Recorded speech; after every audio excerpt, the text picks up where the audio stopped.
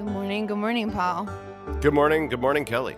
And good morning, listeners, Welcome back to The Fungus Among Us.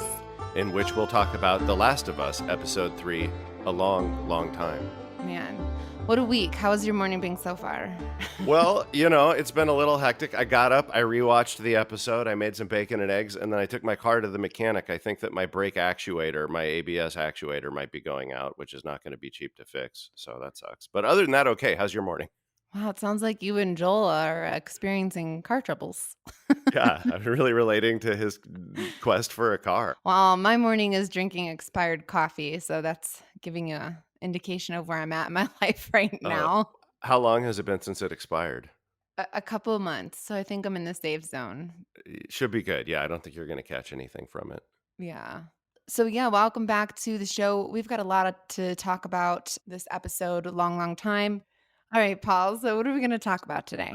Well, today we're going to dig into the episode, and you referred to it in our pre-episode discussion as a movie within a movie, A which is little really bit, what it yeah. was. Yeah. So I think that there's it's a very interesting choice that they made in the adaptation to set the entire story. The core of the episode in Bill and Frank's relationship before the events of the episode, and and they made some very bold moves, very Yeah, bold storytelling moves to pick apart. certainly the biggest departure from the game so far that we have seen in the show.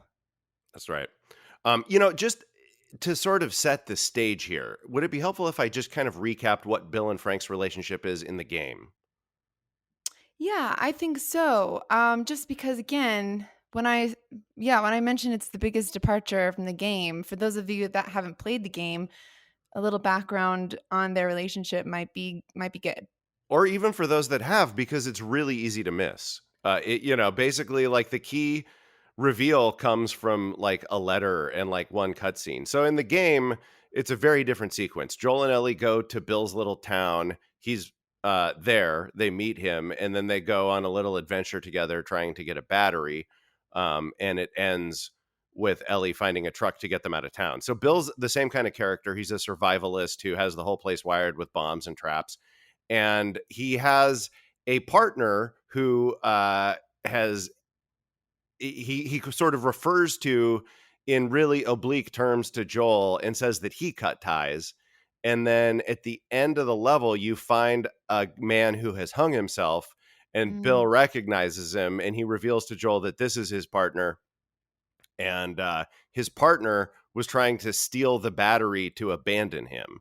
And then you find a letter from Frank saying, "I never liked you, Bill. You're a jerk. It looks like I'm going to die from trying to escape," because he got bit. That's why he hung himself. But it was worth it. I think the first time I played the game too, you find a letter, and in that letter, it maybe also indicates that they were in a romantic relationship. But it's also a letter that you're not forced to pick up within the gameplay. So it is, I think, for a few reasons, it's easy maybe to miss initially that Frank and Bill were in a relationship together.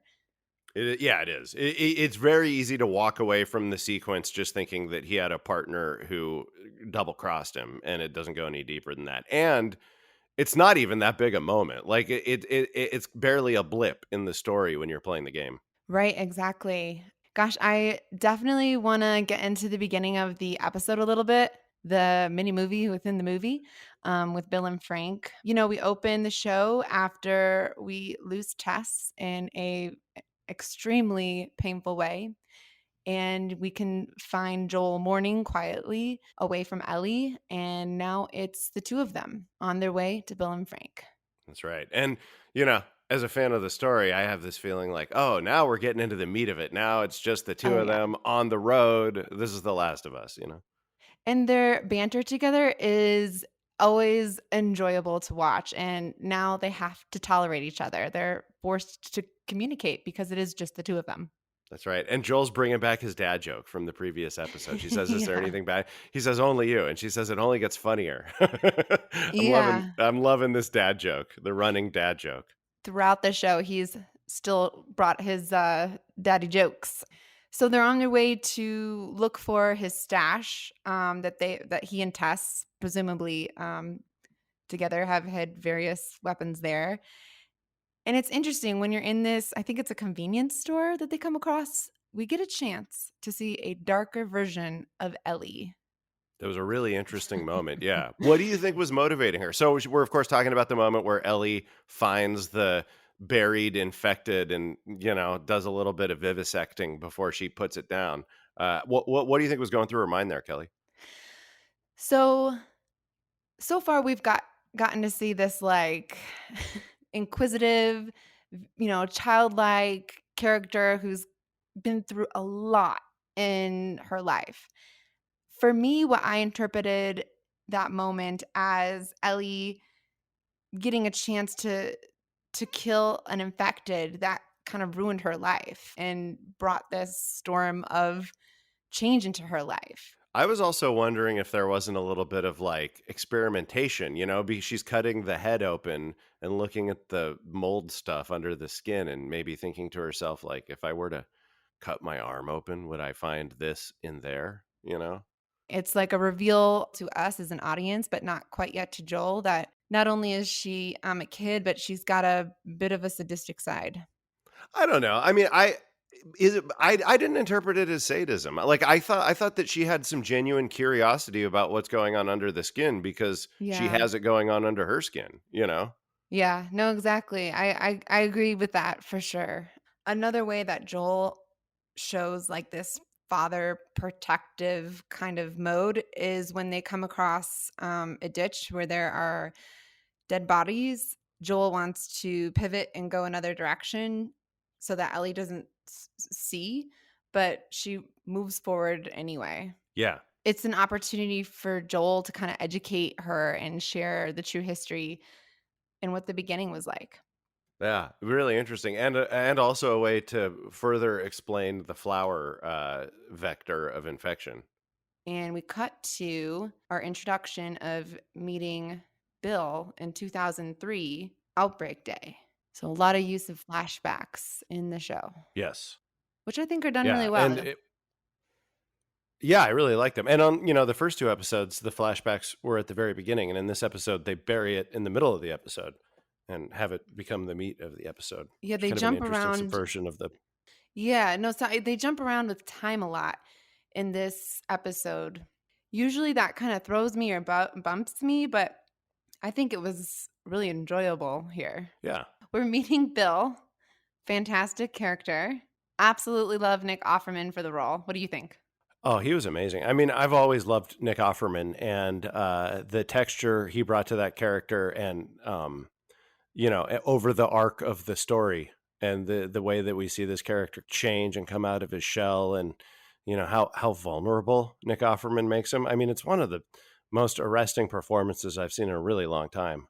Yeah, I would agree with that. It's interesting because in my mind, I really do see him as Ron Swanson, from the character from the TV show, The Parks and Recreation. There's just several moments I felt like that were pulled out of that character that worked well for me. I mean, he opens up, with the show in his part of the show going, not today, you new world order jack boot fox. Yeah, very Ron Swanson. Ron Swanson was always he had a survivalist streak and a skepticism about big government. So, that's the kind of part that Nick Offerman excels at. You can really see why they cast him as Bill. And then of course, that initial section of him getting set up immediately after Infection Day ends with him at the table by himself, enjoying a cut of meat and watching an infected get his head blown off on the camera, which that scene, almost exactly that same scene, was in Parks and Rec when Leslie planned the surprise birthday dinner for Ron Swanson, and he's eating steak and bacon and watching Bridge on the River Kwai. Yeah, it definitely brought me back to that scene. Like I think you said It before, was and yeah, go ahead.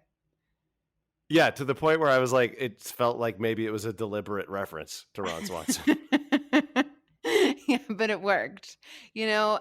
uh, And so we're, watching Bill in his isolation, kind of really almost enjoying it, I would say, like you said, he's a survivalist and that's what you know, that's his personality. Um, but then we kind of get this opportunity with Bill to exist in this unexpected, beautiful love story in a very bleak world as he's introduced to Frank. Frank is someone that was not infected and got caught in one of his traps, and that's how they initially met. Yeah, and you can really see Bill. Bill is so resistant to having another person around for the first part, and then through that first section with Frank, and then over the course of their relationship, you see him gradually getting drawn out of his shell. And even though the show doesn't fill in the blanks, I think largely through Nick Offerman's performance and also just kind of the context of him being this gay man who had never been able to express his sexuality, you get the sense that like Yeah. there's all this damage that's being undone by Frank, that like there's something in Bill that's getting healed and getting drawn out over the course of this relationship. And, he's connecting to the world in a way that he never has before through Frank. And God, and then the way Nick Offerman plays it is just so beautiful. Yeah, I mean, Frank is a guy who lost all of his agency, his people. I mean, this also is probably the first time in a long time where he's felt safe too. And like, I haven't had a magical love story in my life, but like, it, you've heard about it. When two people meet, you just know. And I feel like they probably got that sense about each other. It's hard to tell because if you meet somebody in a post-apocalyptic situation, obviously Bill is very suspicious of anybody at first. Yeah, yeah. But I felt like you know, there was this growing realization, especially on Frank's part, but I think Bill was feeling it too, where as the more time they spent together and the more that they realized that they could just exist together as two people and not have to worry about if one of them was going to become infected with mushrooms or it was going to attack the other, you could Yeah. sort of see this growing realization that they were feeling something about being around each other, and then, yeah, by the time and it's funny because there's that moment at the end of the dinner where Frank's like, "All right, I better go." And Bill just kind of nods and they're just looking at each other. And it's like, I don't think either of them wants him to leave, Yeah, but no, you felt Frank, it. yeah, yeah. And Frank kind of sees through it. He kind of sees through Bill's default, like sort of habitual suspicion. And he's like, well, okay, but before I go, I gotta check out this piano. Like he's just like buying time until Bill figures out that he wants him there. He does welcome Frank into his home and creates a lovely meal with him, and they enjoy dinner together. Or, And not only do they enjoy dinner together, Kelly, but did you notice what kind of wine they were drinking? oh my gosh, you beat me to the punch. I love Beaujolais, guys. Oh my gosh. I was so jealous. I was like, I want to be at that dinner table with Ron Swanson slash Bill and Frank and drink that wine with them. Definitely. That's one of my favorite wines. I Um, could not believe they were drinking Beaujolais Village. I'm like, I'm doing a podcast with this show, and they're drinking this amazing wine that Kelly introduced me to, that I've drank with Kelly a million times. That's like also become my favorite wine too, by the way. yeah, it's really tasty. Um, I have a quick side story that I wanted to mention earlier, and I want to tell you now before I lose track of it. Hit me. When I'm first introduced to Bill, and I'm like, this guy is so interesting to watch. I'm enjoying this. Frank comes into his life. It really made me think of my time by myself in isolation, and the first time you came over to my house after like me quarantining for over a year and a half or something. Yeah, like I 2 years was or something. Yeah. Yeah, you could see Bill being like, oh, like a little nervous about all the things that like Frank is touching. He's gonna touch the piano. It just reminded me of like when you were in my apartment. I was like, don't touch this, don't touch that, stand over there. Yeah, totally. I had to put my stuff in all these weird little cubbies and stuff like that. Yeah. Yeah. No, I know. Well, it was the same. It was something that I think it was a level of realism in those moments that Yeah. we may not have, had the lived experience to bring to life before the pandemic. But yeah, all his performance of this like isolated guy having someone else in his space for the first time in years. There were like, I think my favorite part was where like Frank is just kind of like hanging out, like checking out the room.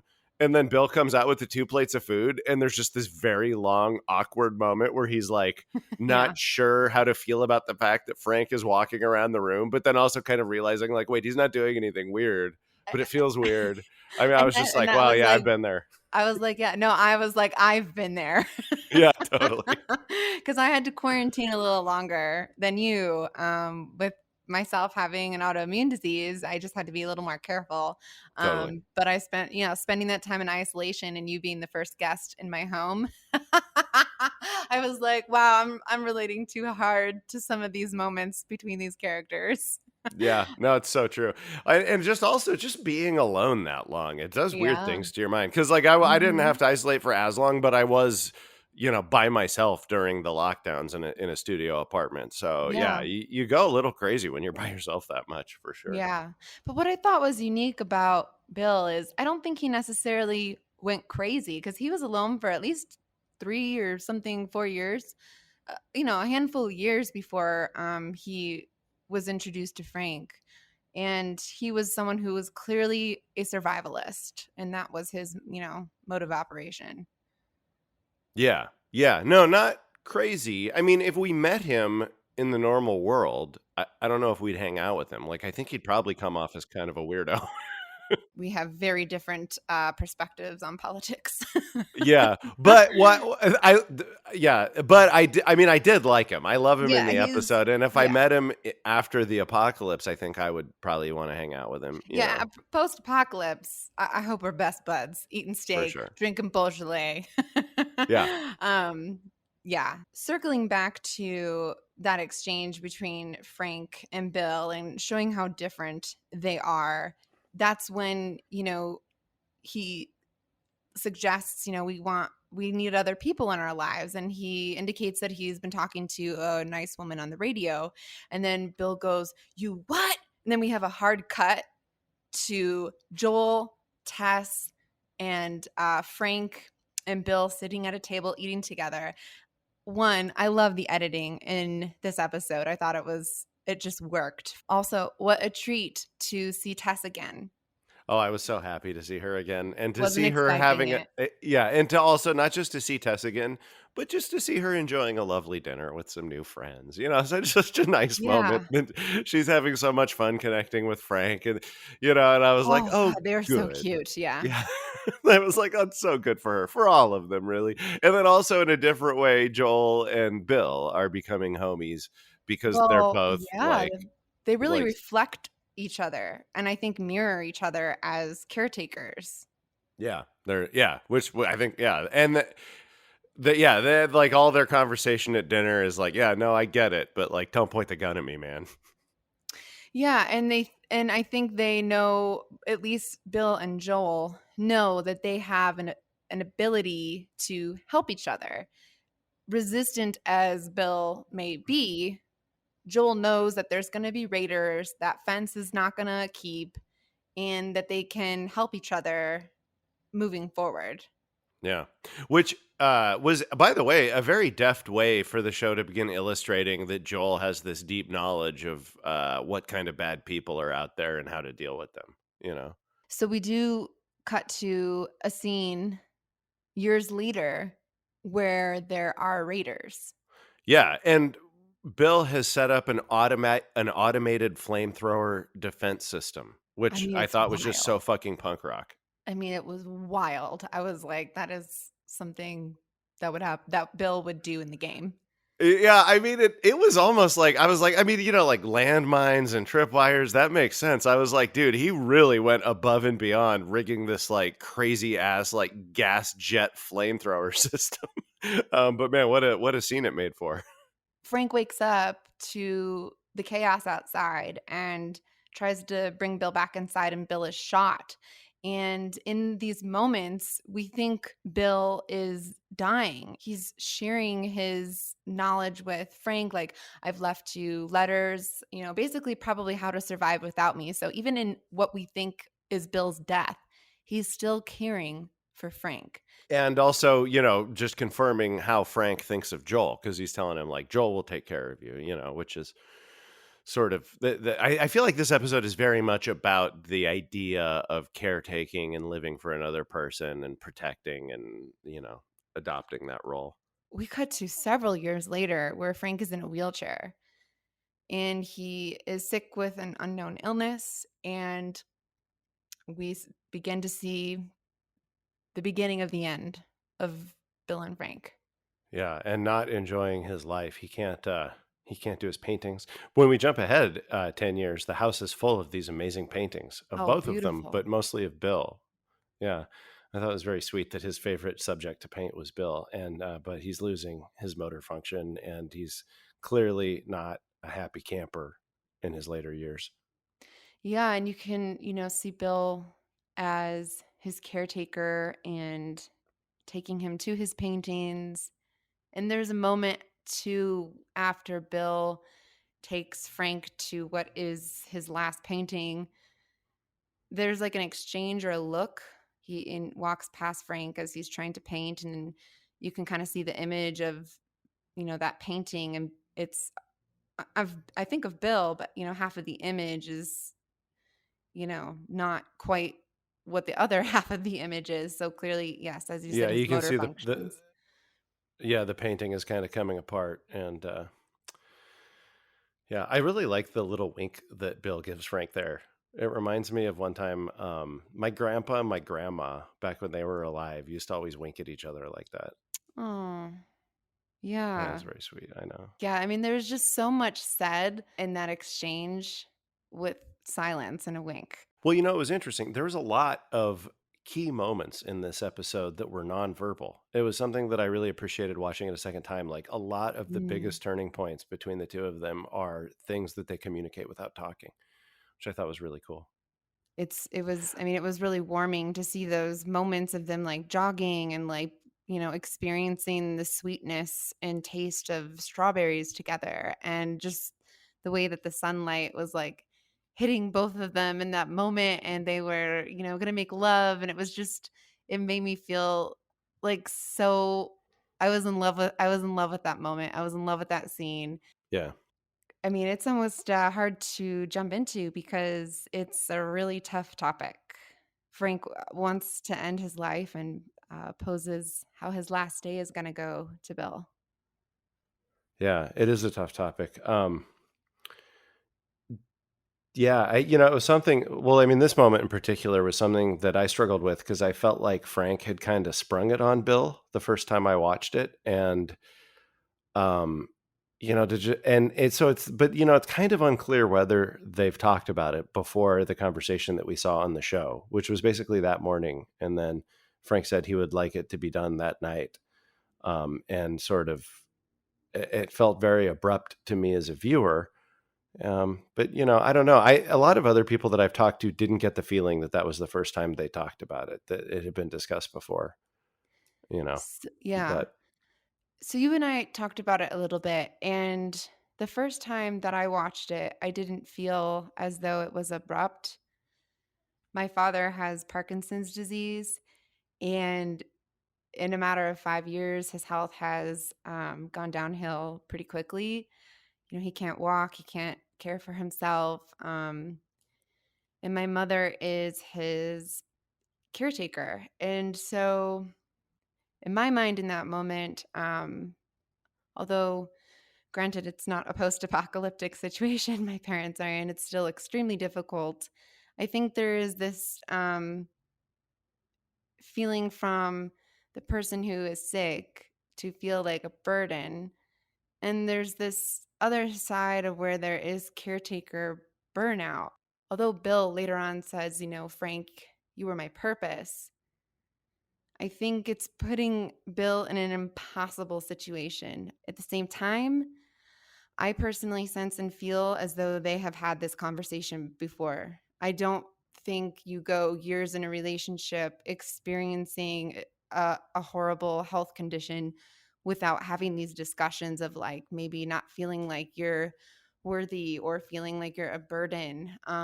Although I did not want it to go down this way, like, first and foremost, I did not want Frank to die, and I did not want Bill to kill himself along with Frank. No, I felt the same way, and I mean, since I had played the game, I was expecting Frank to die because Frank is dead in the game before. I mean, you never meet him, True. you find him as a dead person, and so I was fully expecting Bill to live because there's a whole part of the story where he's with Joel and Ellie.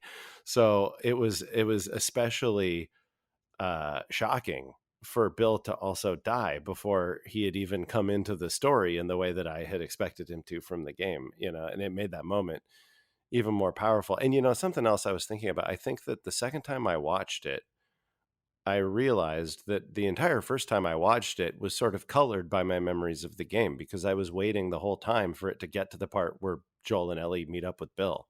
And I was really excited to see Nick Offerman join that dynamic. I think for me too, that's why I was also extra emotional about it because I'm so attached to the story and the dynamics between Bill, Ellie, and Joel that when Bill made that decision to end his life by putting, the pills in the wine, I was like, Enough to "Wait, kill no, a there's" horse. yeah, there was something yeah, enough to kill a horse. There was something in me that was like, "Nah, something's gonna happen, like, it doesn't work, he gets sick from it, but doesn't die from it." It really threw me in terms of the story that Bill dies with Frank.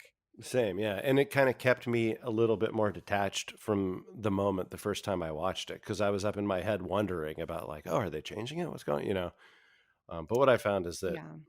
I watched the whole episode a second time, and then I watched just the Bill and Frank section a third time, and, Oh. every time I watch it, I get a little bit more used to the idea and sort of understand it a little bit more, but there's definitely some stuff that I feel like got left on the table that I miss from the game that wasn't able to be in the show because of the choice to handle it the way they did.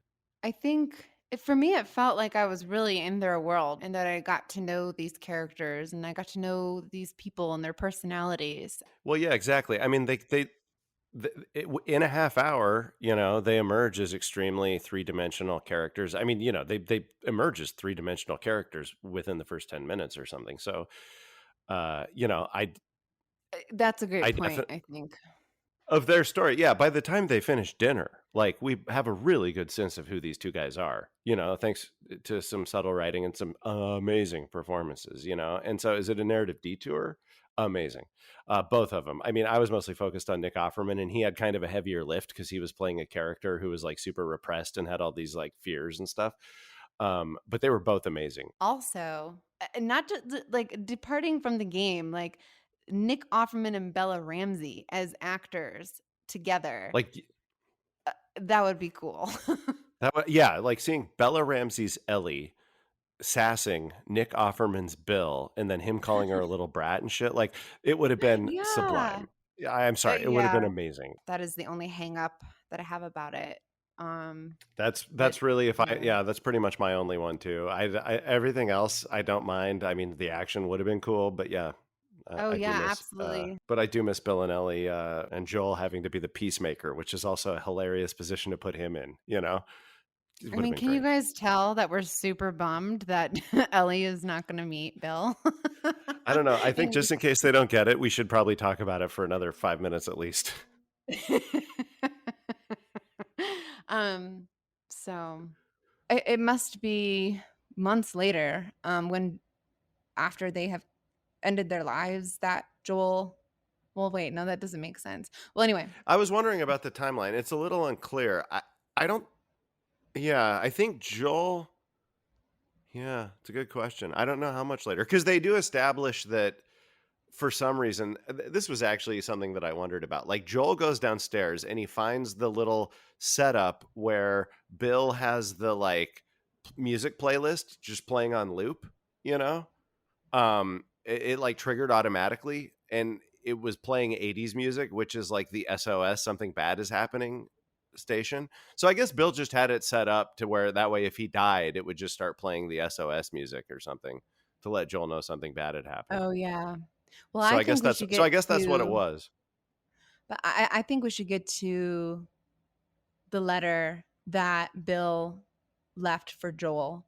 Again, I think over the years, they were able to understand that they were protectors. And Ellie's reading the letter, and it gets to a part where it's clearly going to mention Tess. So Joel grabs that letter, and Bill is saying, like, protect your loved ones, protect Tess. In the game, Bill is this like isolationist guy who is so crazy about it that he's actually driven his partner Frank away. Bill represented sort of Joel's ultra cautious, keep everybody at arm's length approach to life taken to an extreme, and like what the outcome of that kind of thought was, you Yeah. know? And so Bill was like this cautionary tale for Joel, that like he needs to learn to let people in or everybody will leave him and he'll die alone. And the show, I think, kind of flipped that upside down. Bill, instead of that, he was a guy who had overcome that kind of a mindset and had enjoyed a life of connection and love because he'd been able to overcome it. And so instead of being like a cautionary tale for Joel, he's more something to aspire to, and so he leaves Joel that letter telling him like, this is our role to be protectors, et cetera, which is his way of saying like, basically, like you need to connect with people. For the first time, we see Joel actually committing to the role of taking Ellie on as a responsibility. Although they've had their journey together so far, it's like you can see he's finally making the choice. That yeah, and that's the moment where he lays down his ground rules and stuff like that, which is a scene that's taken directly out of the game. And in the game, it happens before they go to Bill's place. But, so you see Joel get, he's relieved that there's the battery in the car, and they get in that car that I was just like, brought me right back to the game. I continue to be fascinated by Ellie's reactions to like new experiences and new things, something like buckling your seatbelt, Such So a it's kind great of detail. She interesting. doesn't even Yeah. know what it is or what it's for. And she's like, whoa, so cool. And I'm like, oh my God, it is cool. Starting to see that relationship form between them really excites me. It was a complicated and beautiful episode that really defied our expectations. I'm curious to see, once the entire story has been told, how I feel about this episode's place in it. We end on a window frame, just like in the opening of, the game before you press play. And I love the symbolism of windows to me. I always like in my stories and things I've written have incorporated windows somehow, just because I feel like they represent hope, change, being stuck. But it was a beautiful way to like frame them out driving off together. Yeah, that was. And also a great way to add extra depth to that moment of them like finding an old tape and playing it as they drove in the game. And in this one, they play the Linda Ronstadt song that's been hanging over the whole episode. That's like at the core of the relationship and stuff. That was a heavy ending. I mean, obviously at that ending, you have to cry. I cried. I think everybody would. I enjoyed the deviation from the game. However, I'm looking forward, as always, to the next one. I am too. I can't wait to see where it goes next, especially now that the show's demonstrated that it has the capacity to surprise me so much, We really want to thank you all for tuning in to The Fungus Among Us. That's right. And before we wrap things up, we'd like to acknowledge Annie Wershing, the actress who played Tess in the game. She just recently passed away, so we want to remember her great work. She really did an amazing job with Tess, and we've really enjoyed seeing Anna Torv's performance in the show, but Annie did something completely different and really powerful in the game. Video game Tess was such a badass. So thoughts to Annie's loved ones and family, and we'd like to dedicate this episode to her. We hope you all have a wonderful week and look forward to next time.